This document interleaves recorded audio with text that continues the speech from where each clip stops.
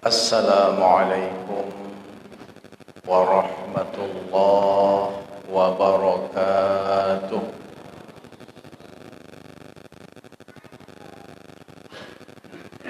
Alhamdulillahi rabbil alamin. Wassalatu wassalamu ala ashrafil anbiya'i wal mursalin Sayyidina Muhammad wa ala alihi wa sahbihi ajma'in. Amma ba'du. Bapak Ibu, saudara-saudara, kaum muslimin muslimat rahimakumullah. Alhamdulillah, pada malam ini kita dapat melanjutkan pembacaan kitab Al-Mursyidul Amin. Makin pada halaman 79,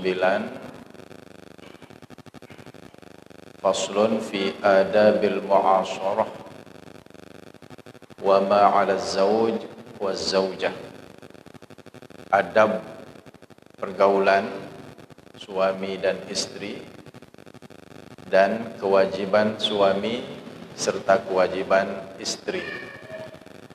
Bismillahirrahmanirrahim.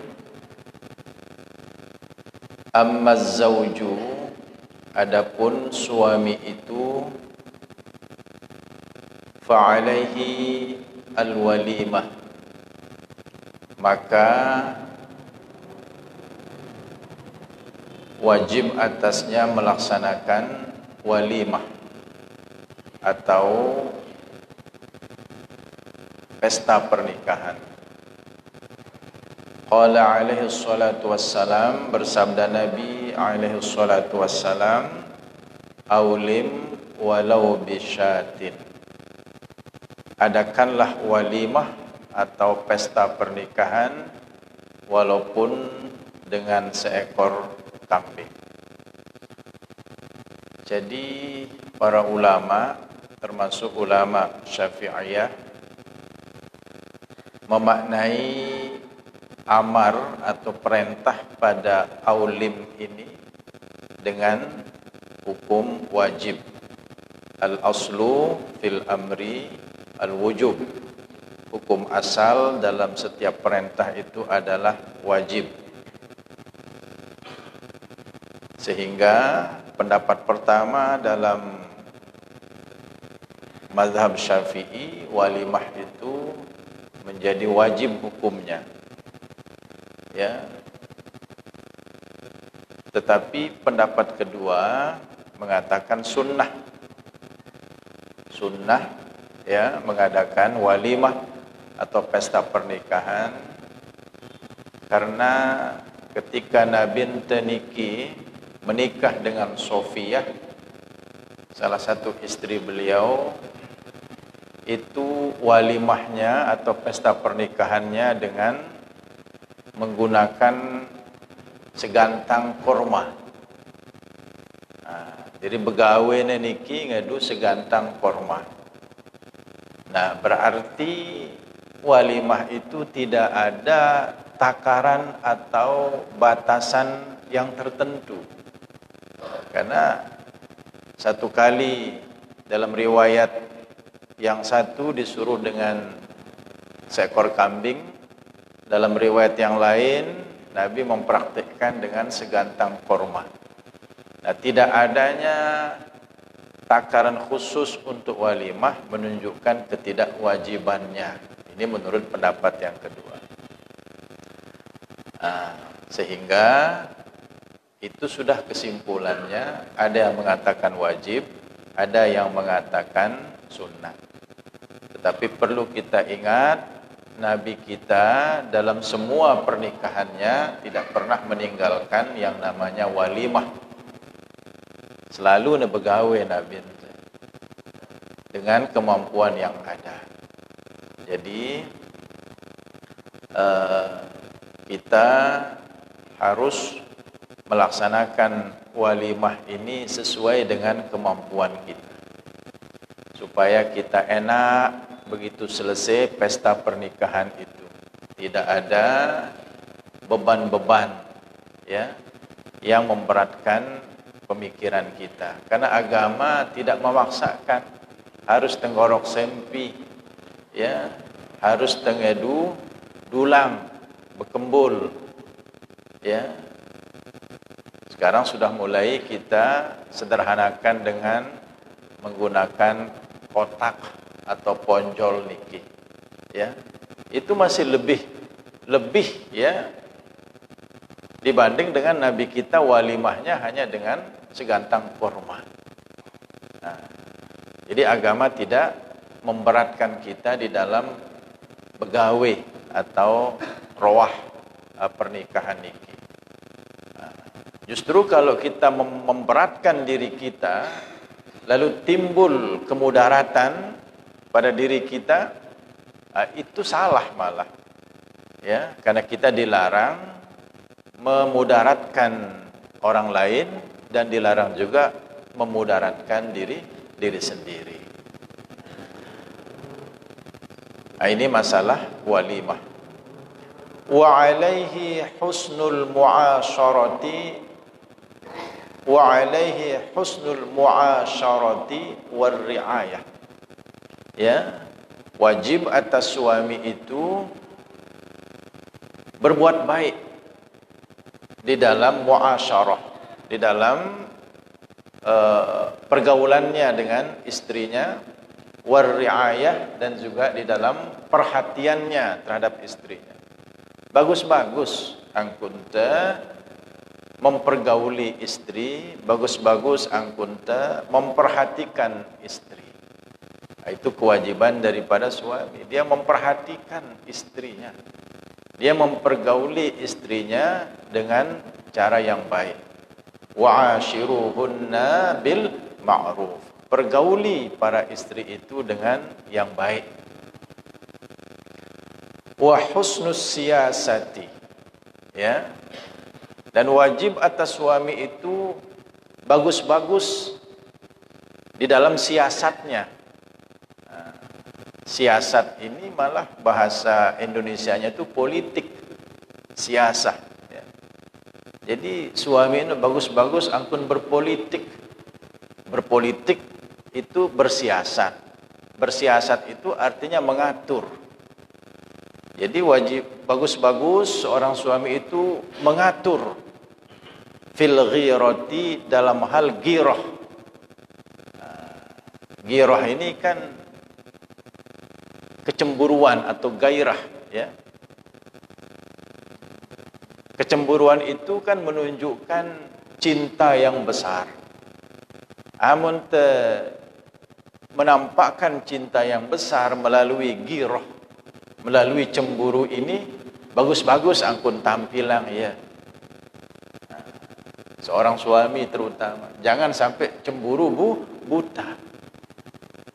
Banyak seorang suami saking cemburunya itu kepada seseorang yang ditengarai ya, mendekati istrinya itu sampai melakukan pembunuhan. Itu justru menyengsarakan istrinya sendiri. Saking cintanya kepada istrinya, orang lain yang menurut dia berusaha mendekati istrinya, dia cemburu dengan orang itu. Lalu dia membunuh ya, atau melukai orang tersebut. Ini kan bermasalah secara hukum. Lalu sang suami itu masuk penjara ya sekian tahun, 5 tahun kurang lebih misalnya, itu kan menyusahkan istrinya, orang yang sangat dia cintai. Makanya bagus-bagus di dalam cemburu itu.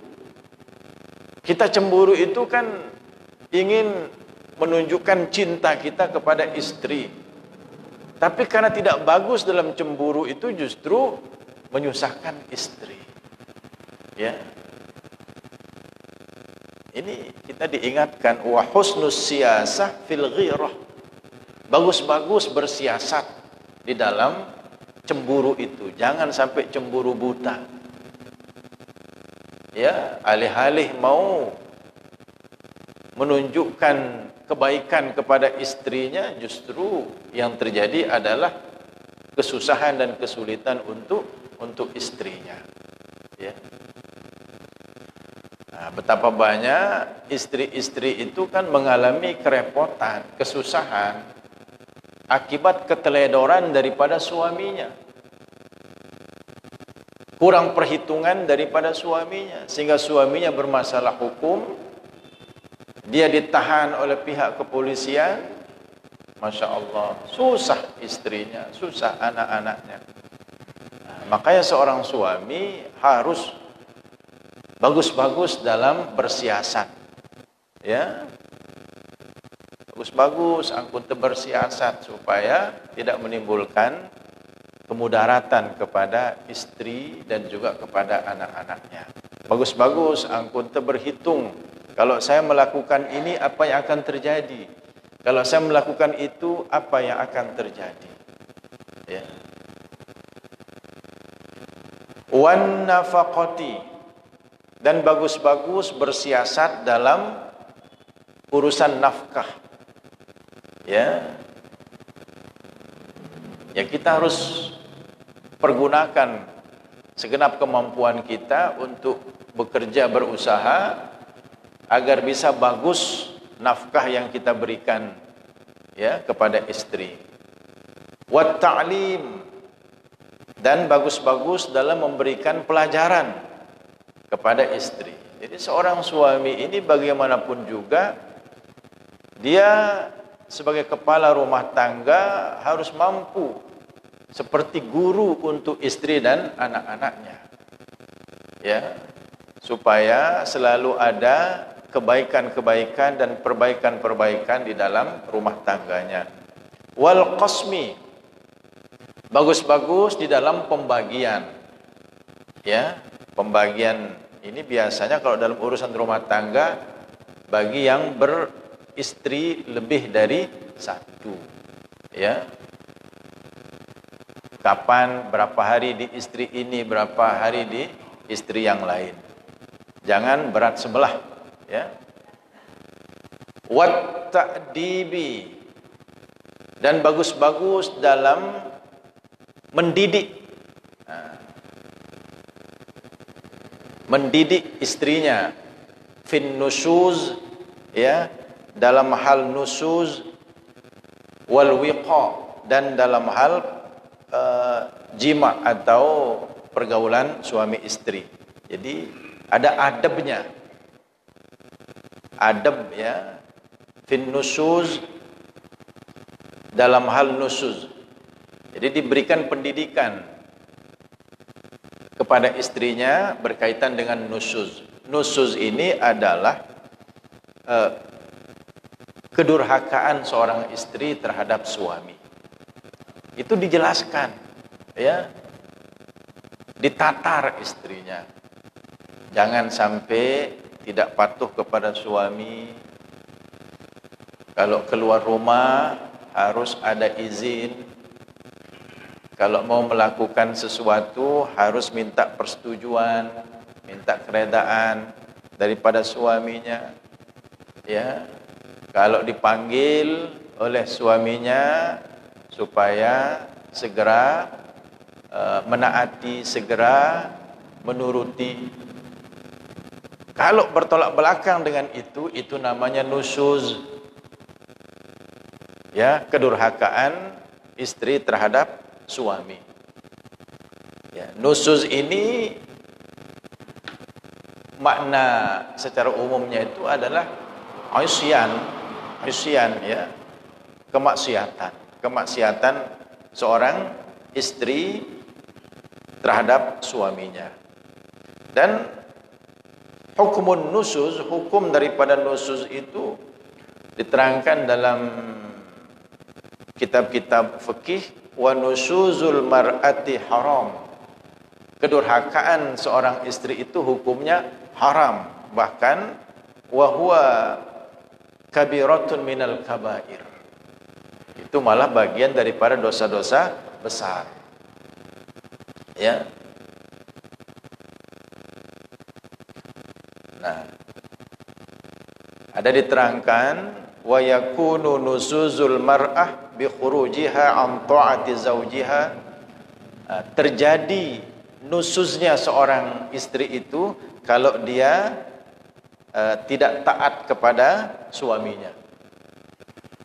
Wa dzalika ka'an kharajat min baitihi bi ghairi uzrin min ghairi izni. Tidak taat kepada suami itu contohnya keluar daripada rumahnya ya tanpa kedaruratan, itu tidak menggunakan izin daripada suaminya, kecuali kalau darurat ya. Kalau tidak darurat, keluar rumah itu harus minta izin. Kamu ada darurat, lindur, masa tengah izin juga bersugul balik. Langsung keluar. Atau ada orang tua kita ya yang sakit parah, itu kan kedaruratan. Boleh kita keluar rumah tidak meminta izin. Tapi yang tidak darurat itu harus meminta izin ya.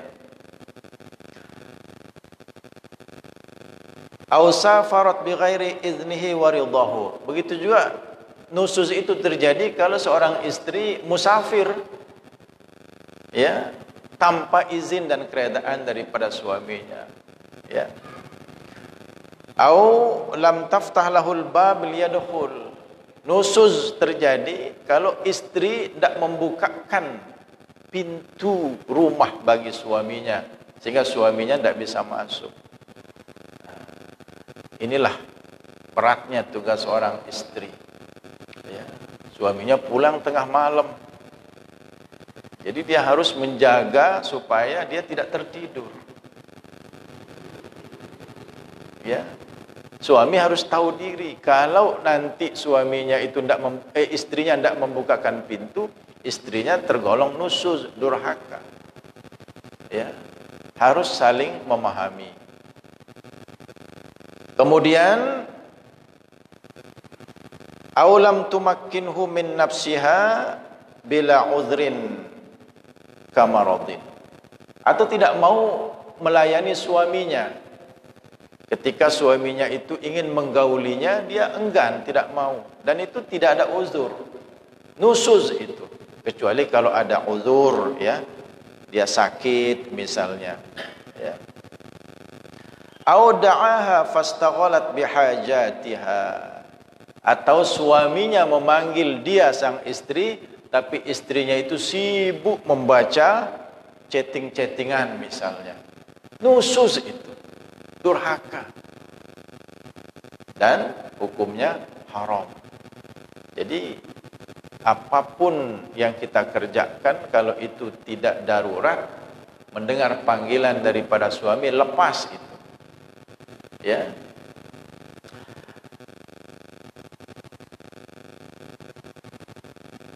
Makanya dalam satu hadis riwayat Imam Muslim ya, Nabi bersabda, "Idza da'a ar-rajulu imra'atahu ila firashih", apabila seorang suami memanggil istrinya ke tempat tidurnya. Nah, ini kita maklum apa tujuannya memanggil istrinya ke tempat tidurnya. Falam ta'tihi, lalu istrinya tidak mau datang. Fabatat ghadbana 'alaiha. Fabata ghadbana 'alaiha, lalu suaminya itu melewati malam itu dalam keadaan marah terhadap istri yang tidak mau dipanggil itu. La'anathal malaikatu hatta tusbiha, sampai pagi istri itu dilaknat oleh malaikat. Ya.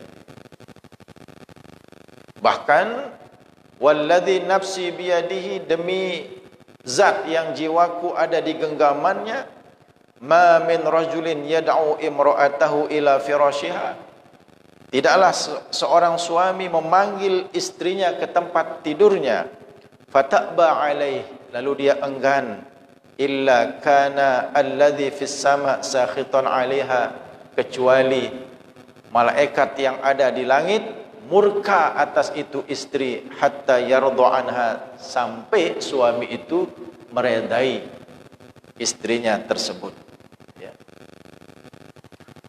Nah, ini nusuz ya dari pihak istri.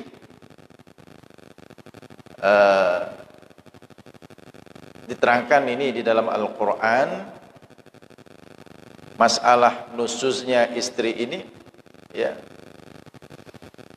secara jelas disebutkan di situ, wallati takhafuna nusyuzahunna, istri-istri yang kamu khawatirkan nusuznya, kedurhakaannya, langkah-langkah kita itu fa'izuhunna, nasihati mereka.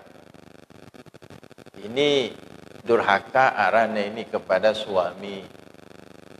Dipanggil ndak mau, disuruh ndak mau, ya, keluar tanpa izin, kita pulang tiba-tiba istri ndak ada, tanpa pemberitahuan. Kadang-kadang kunci dibawa, suaminya bengong-bengong di depan pintu. Itu nusuz, hukumnya haram. Nasihati mereka. Ya, jangan langsung marah. Si istrinya kan tidak tahu nusuz itu apa. Ya, tidak tahu bahwa keluar rumah tanpa izin itu dikira biasa-biasa saja.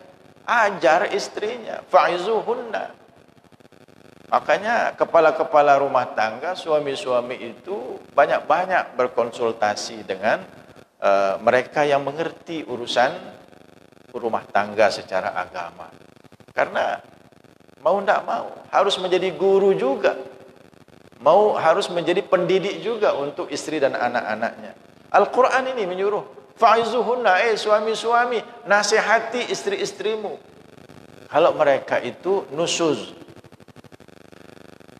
Kalau tidak mau dinasihati, wahjuruhunna fil madaji, pisah tempat tidur, ya, biarkan dia di kamar yang lain. Kamarnya ada sikit, ya, suruhlah bawa. Nah, pokoknya pisah, ya, sebagai tanda ada pembelajaran lah, ya, bahwa suami itu sedang mendidiknya. Kemudian sudah dilainkan tempat tidurnya, masih juga dia tidak nurut. Ini Al-Quran ini, ya, wadribuhunna, pukul mereka. Tetapi memukul mereka ini dorban ghaira mubarrihin, dengan pukulan yang tidak membahayakan. Ya, neng edu sorban, edu galang, pakai sajadah, ndak buka sabok terus. Ya Allah, ngumbeberuan purnante, ya. Pukulan yang tidak membahayakan. Nah, fa in ata'nakum fala tabghu 'alaihinna sabila. Kalau mereka sudah patuh, ya udah jangan cari-cari lagi kesalahan yang lain, ya. Nah, itu makanya tadi di awal seorang suami itu harus mampu memberi pelajaran, mampu memberi pendidikan, ta'lim, memberi pelajaran, ya. Ya, ilmu-ilmu tentang agama. Takdim itu memberikan pendidikan, etika, adab, sopan santun, ya. Nah, sekarang masalahnya kalau yang negatif-negatif ini bukan istri tapi suami. Adakah nusuz dari pihak suami? Ada, ya. Di dalam kitab-kitab fikih disebutkan nusuzuz zauj, kedurhakaan dari pihak suami atau kemaksiatan yang dilakukan oleh suami. Nah, seorang istri harus mampu juga memberikan teguran. Misalnya dengan membacakan ayat dalam surah An-Nisa, ya, ayat 19, wa'ashiruhunna bil ma'ruf. Al-Quran berkata begini, wa'ashiruhunna bil ma'ruf, wahai suami-suami, pergauli istrimu dengan pergaulan yang baik. Artinya ya diberikan nafkah, ya, pulang tidak larut malam, urusan-urusan yang berkaitan dengan tugas suami dikerjakan dengan baik. Itu kalau istri bisa sampaikan. Kalau istri tidak bisa menasihati suaminya, minta tolong kepada tokoh agama setempat untuk menasihati suaminya, supaya suaminya tidak larut di dalam nusuz, kedurhakaan, ya. Tapi fa in karihtumuhunna, ya, jika kalian wahai suami-suami ada ketidaksukaan terhadap istri-istri, fa'asa an takrahu syai'a wa yaj'alallahu fihi khairan katsira. Ingatlah, bisa jadi kalian tidak menyukai sesuatu, tetapi di dalam sesuatu itu Allah menjadikan kebaikan yang besar. Artinya tetap kita husnuzon, walaupun ada yang kita tidak suka dari pihak istri, sabar saja dulu, siapa tahu ada hikmah di belakangnya.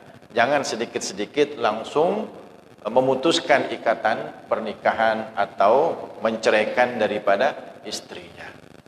Ya, hal-hal negatif, hal-hal yang tidak sesuai dengan keinginan kita di dalam urusan rumah tangga, itu pasti kita akan hadapi. Kalau begitu ketemu dengan hal-hal yang tidak berkenan dengan hati kita dalam urusan rumah tangga, kita ceraikan istri, berkali perceraian ini akan terjadi. Karena pasti akan ada.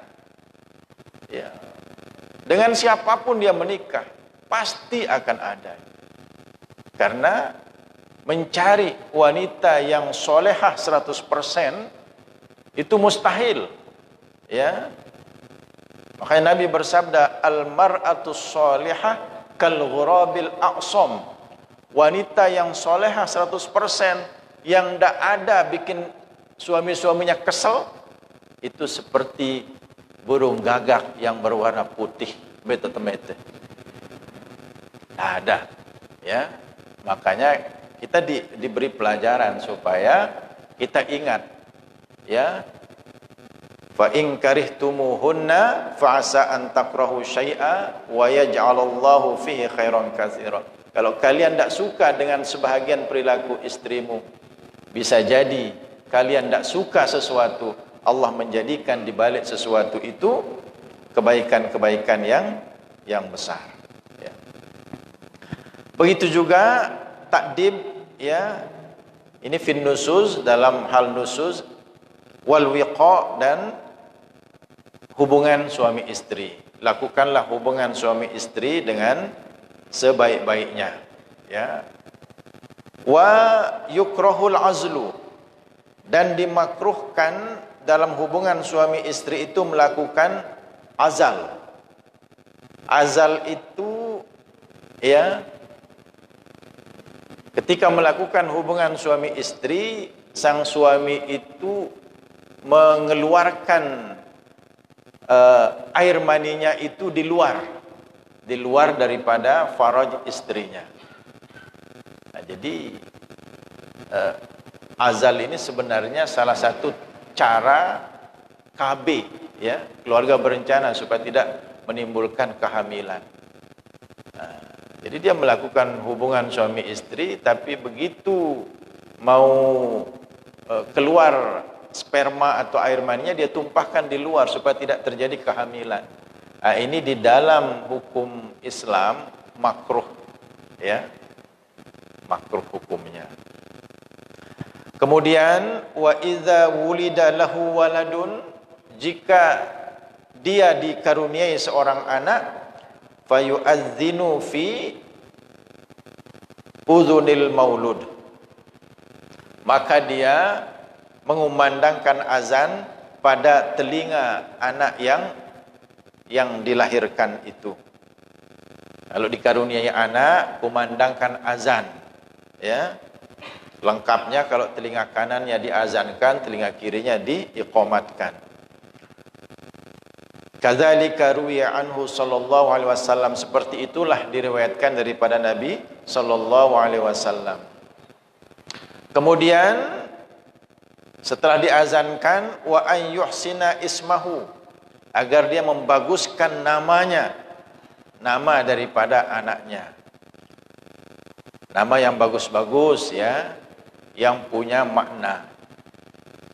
Dan juga ketika memberikan nama itu, pertama namanya sudah bagus, yang kedua harus diniatkan supaya nama anak tersebut yang bagus maknanya tercermin di dalam perilakunya sehari-hari.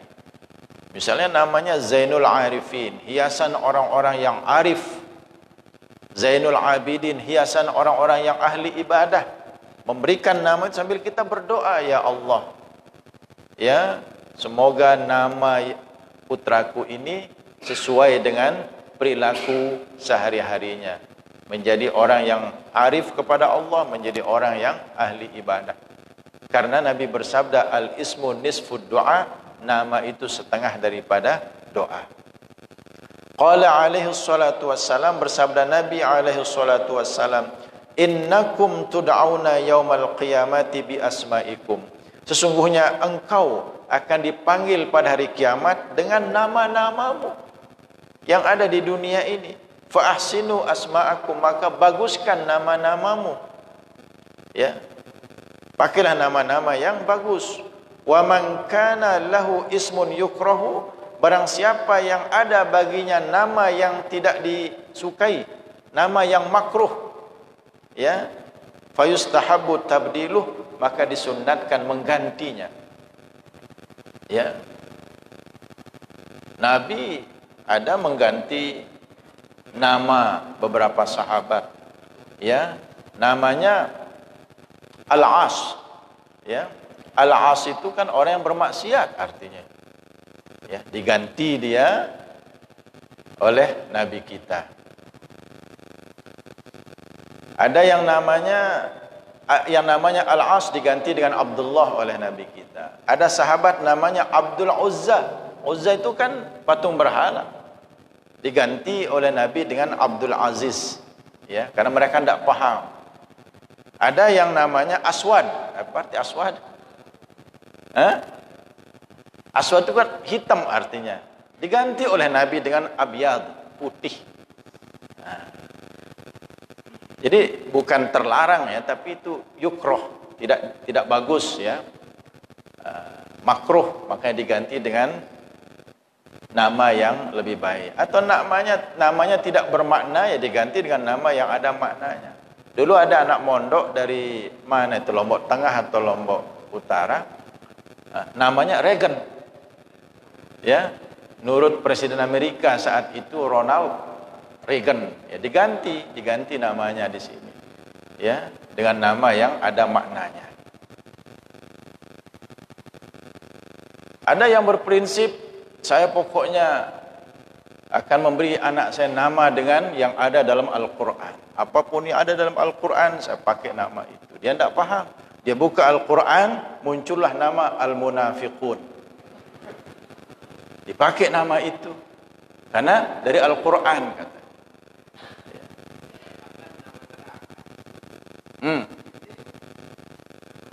Ya. Masy'amah. Ya, golongan kiri. Itu diganti dengan yang lebih baik.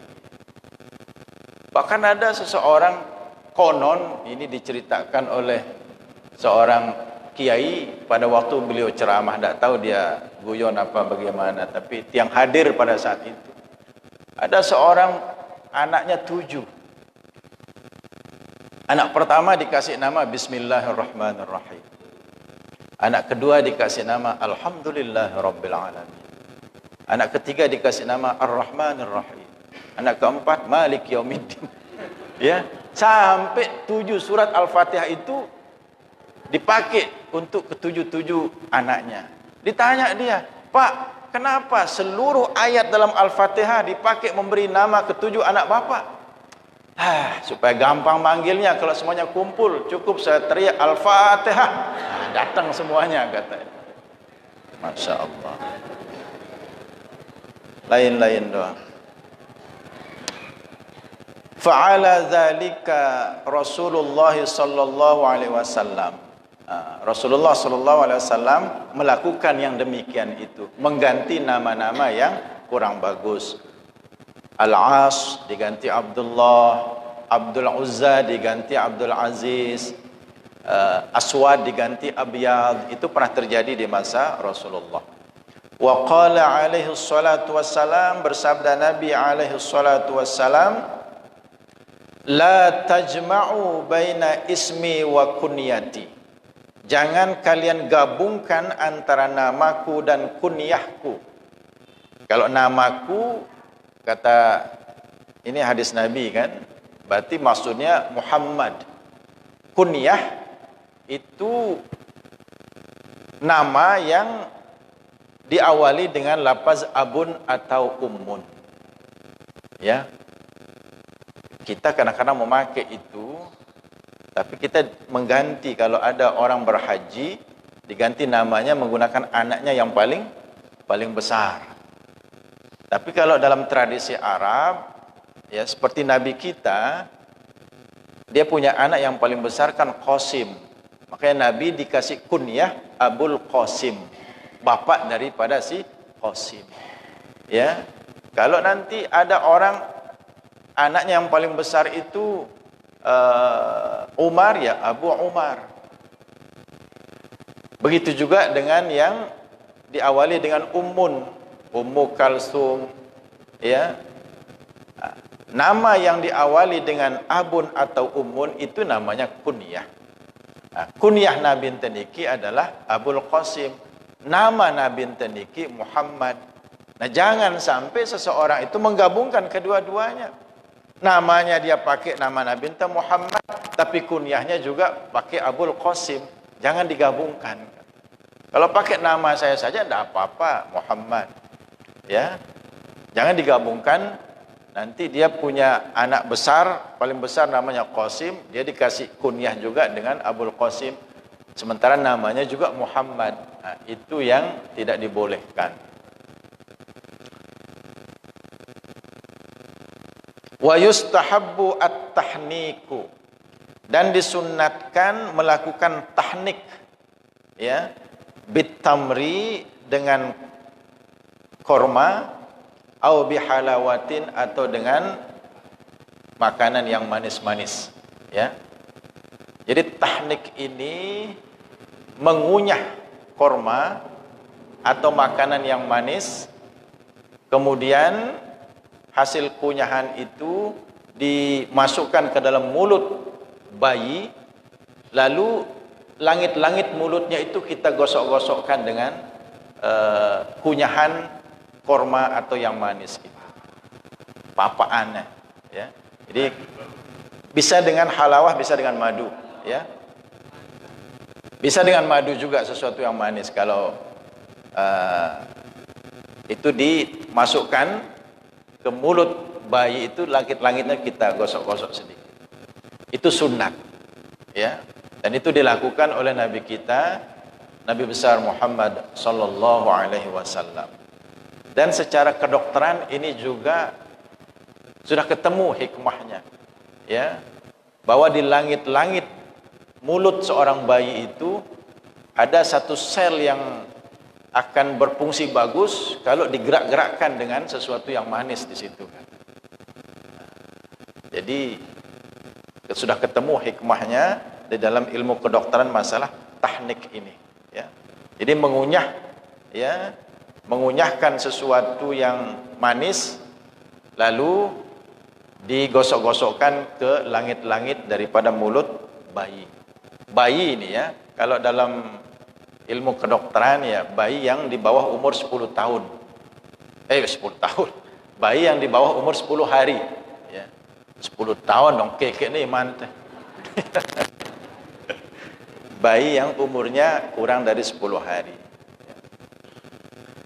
Wa 'alal mar'ati, sekarang kewajiban suami, kewajiban istri, yang tadi kewajiban suami.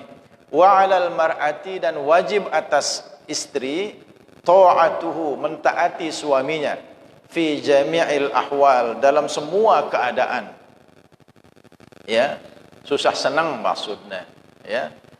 Wasyafaqati 'ala ahwalihi, dan berkasih sayang, ya, ala ahwalihi, di atas keadaan-keadaan suaminya. wa amwalihi, dan terhadap harta benda suaminya. Ya, apik-apik angkun ya terhadap harta benda suami kita. Jangan sampai kita mengambil uang suami di sakunya misalnya tanpa izin, walaupun untuk bersedekah harus dengan izin. Ya, kalau ada istri tiba-tiba mengambil uang suaminya tanpa izin dipakai bersedekah, justru pahalanya kepada suaminya, istrinya berdosa karena mengambil tanpa izin. Ya, biasakan menggunakan izin ini. Ya. Warifqu biaqaribihi, dan wajib si istri itu berlemah lembut dengan kerabat-kerabat daripada suaminya, ipar-iparnya, ya pokoknya karib kerabat daripada suami itu istri harus baik-baik dengan mereka. Ya, jangan bertengkar dengan saudara-saudara daripada suami, itu tidak bagus. Waqad ruwiya, sungguh telah diriwayatkan, annahu alaihi salatu wassalam, bahwasanya Nabi alaihi salatu wassalam qala, bersabda, haramallahu ala kulli adamiyin, Allah mengharamkan atas semua manusia, dukhulal jannah qabli, masuk surga sebelum aku. Ghairu anni anzuru an yamini, akan tetapi aku melihat di sebelah kananku. Fa idza imra'atun tubadiruni, tiba-tiba ada seorang perempuan hendak menyusul aku masuk ke dalam surga. Ya. Fa aqulu, aku berkata, ma li hadhihi, siapa perempuan ini? Tubadirunil bab, dia hendak mendahului aku masuk ke dalam pintu surga. Fa yuqalu li, maka dikatakan kepadaku, ya Muhammad, wahai Muhammad, hadhihi imra'atun hasna, ini perempuan yang baik. Wa kana indaha yatama, di sampingnya itu atau pada dirinya ada anak-anak yatim. Fasabarat alaihinna, dia sabar mengurus anak-anak yatim itu. Hatta balagha amruhum alladzi balagha, sehingga urusannya itu mencapai seperti apa yang dia capai sekarang. Hatta balagha amruhum alladzi balagha, sehingga urusan anak-anak yatim itu mencapai seperti apa yang dicapai sekarang. Fasyakarallahu ta'ala laha dzalik, maka Allah berterima kasih kepada itu perempuan dengan cara yang demikian itu. Artinya perempuan, istri ditinggal mati oleh suaminya, lalu anak-anak kecil yang ditinggalkan oleh suaminya itu menjadi tanggungannya sebagai anak-anak yatimnya, tetapi dia sabar mengurus anak-anak yatim tersebut. Nah, ini orang yang hampir-hampir mendahului Nabi masuk ke dalam surga. Begitu juga perempuan yang mengurus anak-anak yatim dari kalangan keluarganya atau anak-anak yatim dari orang lain. Jadi mengurus anak-anak yatim ini sangat memungkinkan kita di awal-awal nanti masuk ke dalam surga. Bahkan posisi yang mengurus anak yatim itu di dalam surga, kahatain, kata Nabi, seperti jari telunjuk dan jari tengah berdekatan, bertetangga orang-orang yang mengurusi anak yatim itu dengan Nabi di dalam surga. Ana wa kafilul yatim kahatain, saya dan orang yang mengurus anak yatim seperti jari tengah dan jari telunjuk, berdekatan di dalam surga. Ini lebih utama, ini orang yang mengurus anak yatim ketimbang orang yang haji mabrur. Al-hajjul mabrur laisa lahu jazaa'un illal jannah. Haji mabrur balasannya tidak lain dan tidak bukan kecuali surga. Tapi surga itu posisinya di mana? Jauh enggak atau dekat dengan Nabi? Tidak ada kejelasan. Tapi pengurus anak yatim, yang mengurus anak yatim itu posisinya di dalam surga berdekatan dengan Nabi kita Muhammad sallallahu alaihi wasallam. Sampai-sampai Nabi heran, saya kan paling pertama masuk surga, tidak ada orang yang lebih dahulu masuk surga daripada saya. Tapi kenapa ada perempuan yang berlari-lari hendak mendahului saya? Itu Nabi bertanya kepada malaikat, siapa ini kok dia mau mendahului saya masuk ke dalam surga? Ini perempuan yang mengurus anak yatim dengan sabar. Nah, jadi siapa yang saat ini sedang mengurus anak-anak yatimnya, berbahagialah, bergembiralah, dan tetaplah bersabar, karena itu akan menghantarkan pelungguh sami di awal-awal nanti lebih dahulu daripada kita-kita ini masuk ke dalam surga. Amin ya rabbal alamin. Wallahu subhanahu wa ta'ala a'lam. Bismillahirrahmanirrahim. Alhamdulillah rabbil alamin hamdan yuafi ni'amahu wa yukafi'u mazidah. Ya rabbana lakal hamdu kama yanbaghi li jalali wajhika wa 'azimi sultanik. Allahumma inna na'udzubika min ilmin la yanfa' wa min qalbin la yakhsha' wa min nafsin la tashba' wa min da'watin la yustajabu laha. Wa sallallahu ala sayyidina Muhammad wa ala alihi wa sahbihi wa sallam. Walhamdulillah rabbil alamin. Assalamualaikum warahmatullahi wabarakatuh.